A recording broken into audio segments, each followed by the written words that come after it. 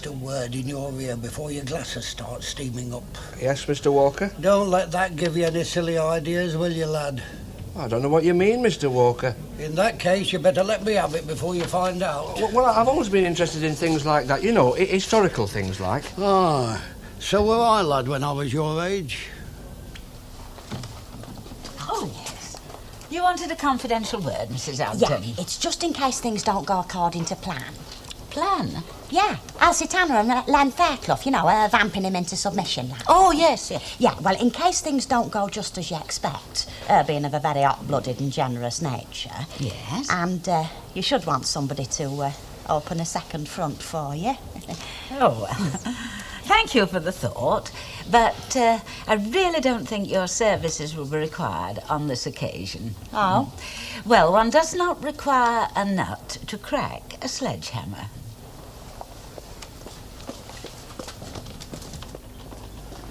I have some information as could be a vital export. Oh, yes, Mrs. Caldwell. Well, you know that book that Miss Nugent got us out of the library, Liberace? Well, it's Strauss, actually, but do go on. Oh, yes, I knew it was somewhat Italian. Mm-hmm. Well, I think it's fallen into enemy hands. Oh, well, I wouldn't worry about that if I were you, Mrs. Caldwell. Oh. No, dear. The first recorded victory for women in literature can only be regarded as propaganda favourable to our cause. And, in any case, the tiger is already within their gates. Or should I say the tigress? Because I wasn't really expecting company. How is it that one fella living in a place can make it look fairly reasonable and 6 make it look like a disaster area? We can always go to the pictures. I can't. I keep thinking of all this lot and my front kitchen only a plasterboard wall away. What's all this then? Oh, well, you wait and see. Here, cop for this for a start. You know, far be it from me to turn down the willing offer of help. Yes. But didn't someone round here tell me there was still a war on? Leonard Fairclough, let me tell you something for nothing. Yeah? I was sent round here tonight by M of the Rover's Return to vamp you into having them buses shifted. Oh, aye. Now, I may not be your idea of a martyr flaminari, but there are some places where I will vamp and some places where I will not. And a pigsty is one of my knots. Oh, come on.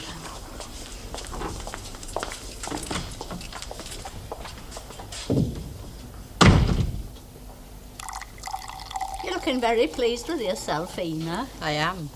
As I was saying to Cyril Turpin earlier on, I just wish I could be a fly on top of a certain piano right now. Bring up a wet for young Lorenz out here while you're down there, Charlie. Right, Mickey. Can't have your well running dry, can we? Genius. Can't very much. Hey, you know, I envy you, Stanley. Oh, aye. I mean, I'm just the bulb that lights up when they turn on the electric, aren't I? I mean, you're the power station. Ah, well, I mean, some of us have it, some of us haven't, do we? Tell me, Stanley, do you have to sweat to get it out, or does it just flow out like Schubert? I've always been able to do it, you know, make things up. Now, you keep it up, lad. We'll finish up on the Eurovision Song Contest. Thank you very much. Let's have one. Right, Charlie. Cheers. Yeah, God bless you, mate. Ready when you are, Charlie. What, this? Yeah. Right.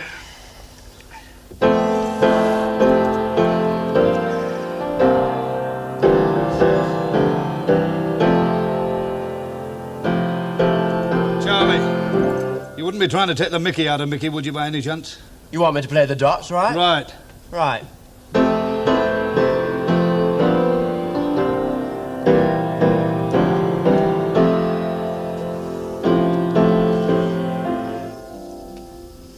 Stanley.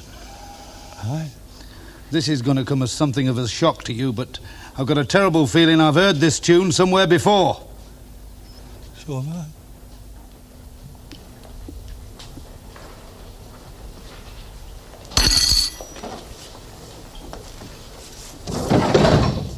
No. That's funny. He's not in there either.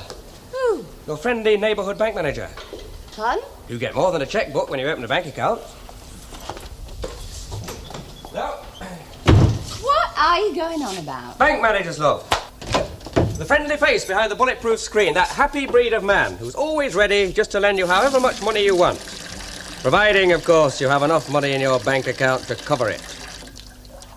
You've been to the bank for a loan. Yes, love. You never told me you were going.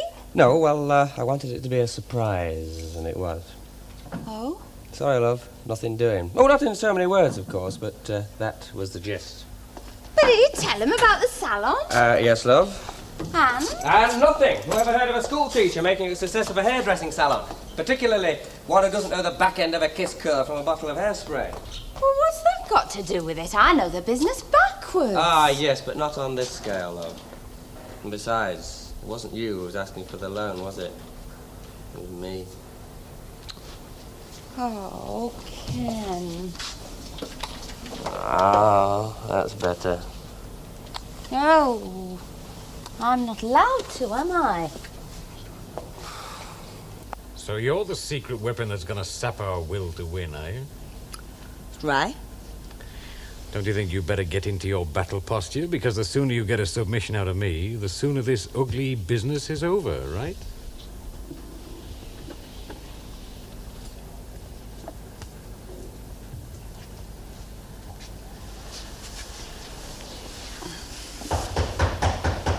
Who the heck? Mr. Fairclough? Oh, I thought perhaps you couldn't hear me, Mr. Fairclough. I could hear you in Merseyside. Only I knew there was somebody in because I could see a light on. Oh.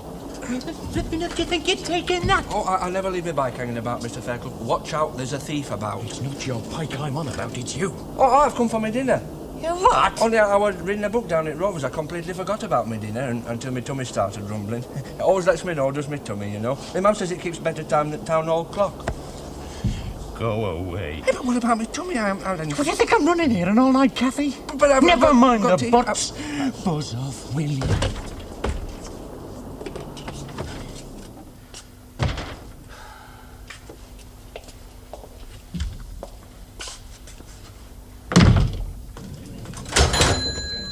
Any news from the front yet, Mrs. Walker? Not yet.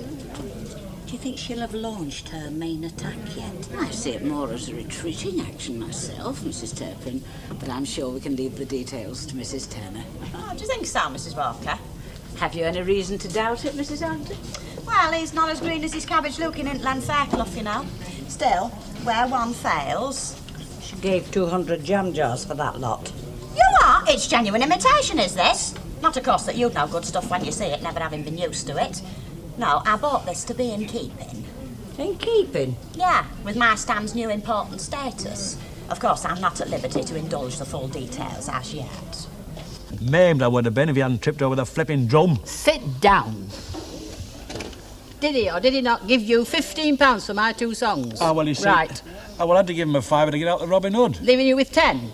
Well, not exactly, no. Yes, well, I'll take what's left of it now. It'll do to be going on with. We'll regard the rest as treasure from heaven. Hey, look at this bit here about the scent of the cushions. Yeah. The part where she finally gets him to crack. Oh, right. And tantalises him with a chance. Here, you two. Hey, what's all this then? Summit conference? Now, just you tell these two what you've just told me about Lem Fairclough. Well, all I did was... Hey, I want a word with you. Oh. Where's that 10 quid you promised me? You what? 10 quid's what you said and 10 quid's what I want, seeing as how it's already been well spent. You what? They don't give good stuff like this away, you know. Oh, Fleming Nora. Where do you think you're going? To the court. If you got any sense, you won't try and stop me. Stan? Wouldn't Len say why? Wouldn't let you in then? No. Of course he didn't. Not likely he blooming well would, is it? Well, why not? Who's the one man you know who could get them football buses changed tomorrow if he had a mind to? Len Fairclough. And who was with Elsie Tanner when she left this pub early on? Len Fairclough, scent and cushions, Jack. That's right. Yeah, but Len wouldn't let us down though, would he? Oh, grow up, lad. If Elsie Tanner starts working on him, he hasn't a chance of a snowball in hell. How do you mean, scent and cushion? Never mind about that. You get round to Lem Fairclough's. Oh, Come on now, as quickly as you can. Tell him what's going on before he does something we'll all be sorry for. Len, Yeah, can I ask you something? anything. Those buses that we had the row over. Oh, come on, Elsie. No, just out of curiosity, like. What? Well, if anybody could have had them moved, I suppose you could. If I wanted to. As a matter of fact, that transport manager's a big oppo of mine. And you just didn't feel that you wanted to? That's right. Tea. Yeah, what? Well, there's nothing like a good strong cup of tea for putting your nose back in the sockets. I don't want my nose put him back in the sockets. Well, I shouldn't really have a drink with anybody, but I suppose I can make an exception in this case. Elsie. Anything you said you'd do for me. Anything. Are you getting at me? And after all, we have been friends for a good long time, haven't we, Len? We'll talk about it later, darling, later. Coffee. Just as you like it. Black as Minnie Colwell's Colo. Will you stop bobbing up and down like a flipping yo-yo? No. I'll think about it.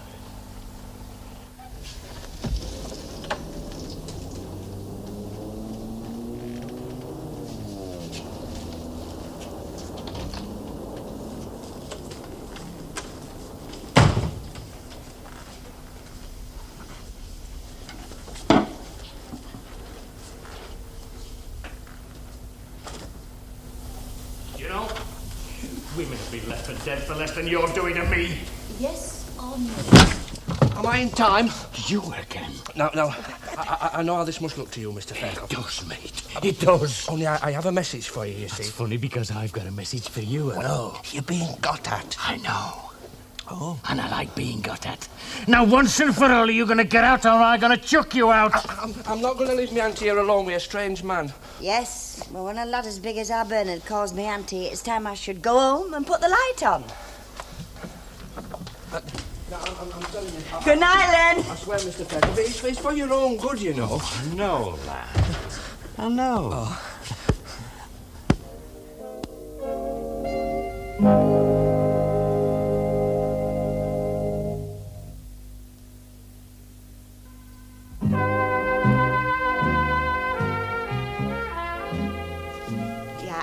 A tin of baked beans. A small tin or a large? Oh, no, small one will do, while there's only me. Like. Yeah. Well, hang on a minute, love, and I'll get you some from the back. Thought I'd find you here. Ah, well, we know what thought did, don't we? Oh, well, what about my breakfast, you know? Pardon? Well, out'll do. I mean, a couple of eggs, bit of streaky bacon, you know. Bit of fried bread, like, you know. Sorry, Stan, can't be done. Oh, go on now, Hilda. I won't tell anybody. Ah, well, that's something we can't depend on, isn't it? A couple of jars of that talking ale down at Jack Walker's and all Coronation Street will know about it, won't they? You're enjoying this, aren't you? Getting your own back for that flipping fur collar. I'm just following orders, Stan, towing the party line. I always knew you had a cruel streak in you. Aye, we was told we might have to expect abuse. Well, I'm not entirely dependent upon you for me grub, you know. Oh? Oh, no, I can get some down at them Faircloughs any time I want. I was just testing you out, giving you another chance. Ah, well, you better hurry up and get down there then, haven't you? Because you're not getting nothing off me. You'll be sorry for this, you know. Who was that then? Just my Stan. Oh. I think he's beginning to miss me. No good, love. No matter which way I look at it, we're bound to be a couple of £100 shy. Oh, well. Never mind. Hey.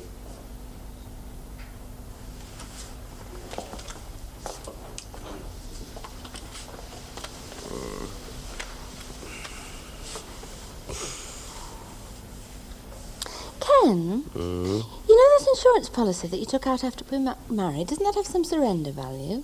Oh, yeah. I don't think that's good economics, though, love. I mean, it'd be like chucking 8 years of payments down the drain, wouldn't it? Oh, well, it was just a thought. Hang on a minute.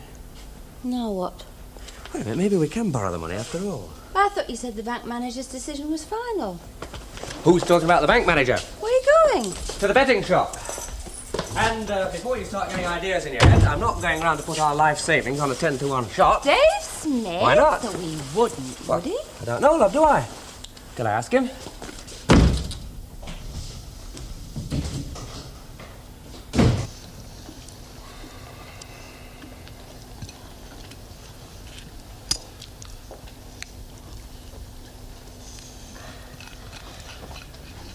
Right, well, there's plenty left if anybody fancies seconds.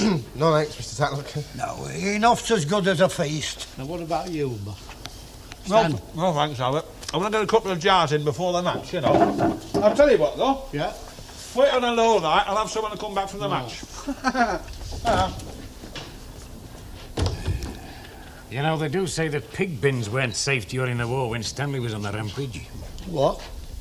Yeah, we were just wondering, Albert, you know that the recipe book, he got this recipe out of? Yeah, well, what about it? He didn't by any chance drop it in at some stage in the proceedings, did he? Look, if you lot think you can do any better, you know what you can do, don't you? Now then, nothing. Been setting your backsides all morning while I've been sweating. Much better off an hour living on my own. That's what I'm going to do from now on. You fight your own blooming cause. Just think, if General Haig had known about Private Tatlock's potato pie, that war would have been over by 1917. Yeah, our lot would have been wiped out overnight.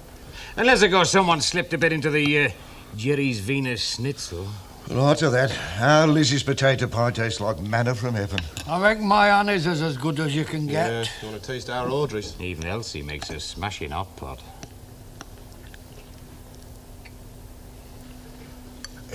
Len? Yeah? About this traffic manager friend of yours. Don't tell me you're thinking of giving in. Well, not exactly giving in, Val. More, Right, return to normal service as soon as possible. And this is the stock that sprung from the great Queen Boadicea. Oh, well, it's all right for you, isn't it? I mean, you're not missing out, are you? How exactly do you mean that, Hilda? Well, companionship, like. Well, I'll go along with the majority vote. Of course, there is one obvious snag. Yes, she was the one I was thinking of.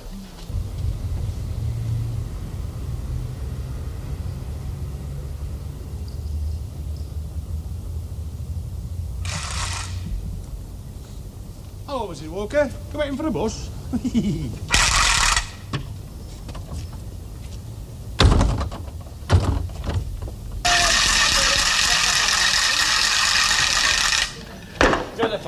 Yes, right. Jack, would you mind telling your ebullient friend that this is not the Spy and Cop, nor is it even the children's enclosure, although from the way he's behaving, one would certainly not have known it. This is not my day for borrowing money, is it? What did Dave say? Oh, quite a lot, really, love. But the gist of it was that successful bookies only gamble on racing certainties, which is why they're successful bookies. Well, what's that supposed to mean? Well, I think what Dave Smith meant was that if I had it in me to be a good businessman, I'd have made my first million by now. Cheeky devil. Business is business, though. Well, you've still got the insurance policy. Yeah, I'll go round to the office in the morning and then get the cheque off. No, love. What do you mean? Get the cheque off today. And by the time Alan's agents get round to paying it in, well, you'll have got the money from the insurance company. All right. Windy pop, Stanley. Oh, my guts are going around like from a cement mixer. Do you think it might possibly be something you ate? Look, how long's this silly war going to go on? It's more than flesh and blood can stand. Don't tell me you're cracking up, Stanley, under the strain. What about this transport manager you know? Well, who's going to give her the bad news? No, I was last night's human sacrifice, remember? Ladies, a calculated show of solidarity or just a happy accident? Hey, everybody. Do you know they moved the football specials to Bessie Street today? Oh, we've won! Oh, yeah, you're a quick worker, aren't you? Well, you know what it's like with us councillors, Stanley. We never let the grass grow under our feet. Don't you, councillor? Look, Mrs. Sharp, are you trying to tell me something that you know something that I don't know? All I'm telling you, Len Fairclough, this is a very dangerous practice to go crediting yourself with work you didn't do. Isn't it, Stanley? And now, if you'll all join me in a victory cup, ladies. You know, I felt sure that the Weatherfield Transport Department couldn't possibly resist the onslaught of a leading lady victualler for long.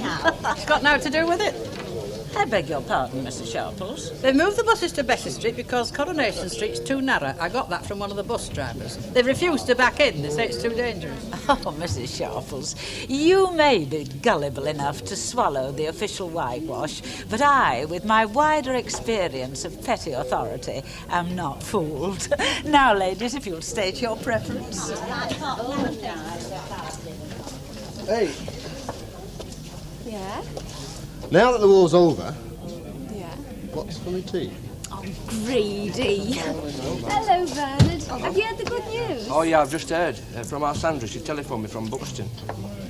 I'm talking about the buses. What are you talking about? Well, I'm talking about Ray Langton. Our Sandra says he's due back next week.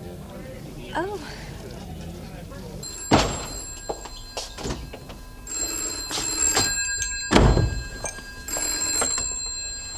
Weatherfield 7211. Alan! How's the last of the Howards? Your what? Oh, your razor! Yeah, certainly I'll send it on. With pleasure. You what? Oh, yeah, I'm very glad you're selling the hairdressing salon. You've what? You've sold it? Well, flipping heck, that wasn't on the market long, was it? Will you, or shall I? You're the boss, remember?